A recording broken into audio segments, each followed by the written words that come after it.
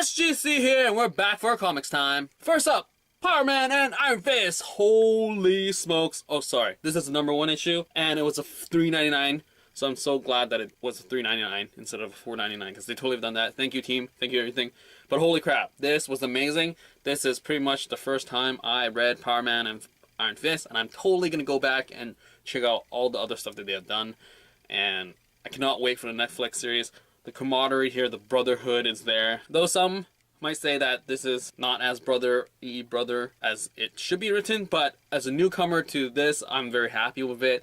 The style is pretty cool. The dialogue is great. Though the overlying arc of this first issue, I'm not too keen on. I mean, it's sort of been there, done that sort of thing. I mean, I'm just here for their chemistry and the action. The action here is crazy. And the art is crazy. The story could be so much better, but I mean, the dialogue, great stuff. Cannot wait for the next issue. Next up, Huck #4. Oh man, I wish it wasn't like this. I mean, awesome story, awesome art, great stuff, but that ending, ooh, didn't see that coming. I was sort of like really happy that Huck is gonna get everything, meet his family, sort of thing. It was a great happy moment, but twist. But anyway, overall great art. A lot of intrigue now with this whole world, who this supposed brother is supposed to be. There's an agency, what's happened with that. So yeah, cannot wait for the next issue. Next up, Bitch Planet. More intrigue, more prison culture, what's happening with that, and just figuring out what are they going to pull off. Interesting stuff. Overall, great art. It's consistent, and I think the biggest regret for me is just these characters. I'm not very keen on their names, so I don't know who's who.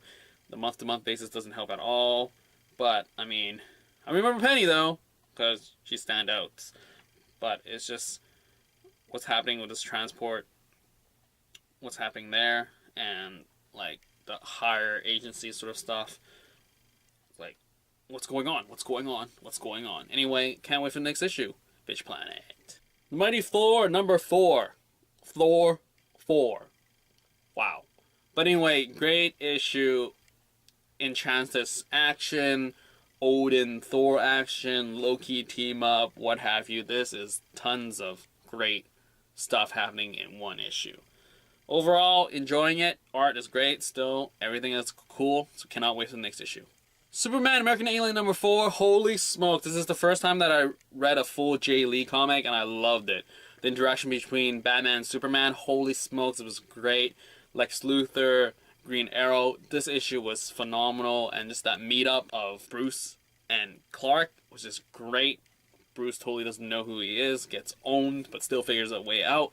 Really awesome. Art is different, but I enjoyed it here. So overall, great stuff. I cannot wait to see what's going to happen in the next issue. I Hate Fairyland #5. Holy smokes, tons of action, crazy action. Bam, bam, bam. And then that twist at the end. Oh, didn't see that coming. I mean, how else would this book sort of continue?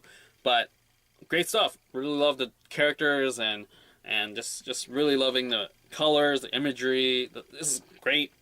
Really great. I really love this book. Cannot wait for the next one. Birthright 14. Holy crap. I feel like I've said this before, but holy crap, it's 14 issues. Great stuff. I mean, it's been so long.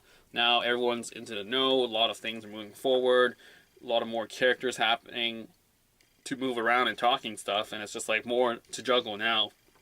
Now their sibling seems like, I don't know, something's bad's gonna happen, and going back to the families. So it's just a lot of things to juggle, and I think it's been pretty good read. And now that ending's to be intense, I wonder how they're gonna handle that. And it's just like it comes to this point where these sorcerers, wizards are now going to take them up, and it's gonna be interesting to see what happens. Though it is somewhat last issue of the whole fighting. Sort of wish there was more fighting happening. Now it's just a lot of talking. But overall, I mean, still world building, so good stuff on that part. Star Wars 16, more world building, sort of cool idea of a prison beside the sun sort of thing, really cool. And sort of wish it stayed longer there before we got it Resistance. Not Resistance, this weird group that's gonna free Alpha. Sort of wish there was more talking here for once, and because I mean it's been very busy in terms of Vader Down. Action could be, you know, slower paced, and it's just to see more character growth, I guess.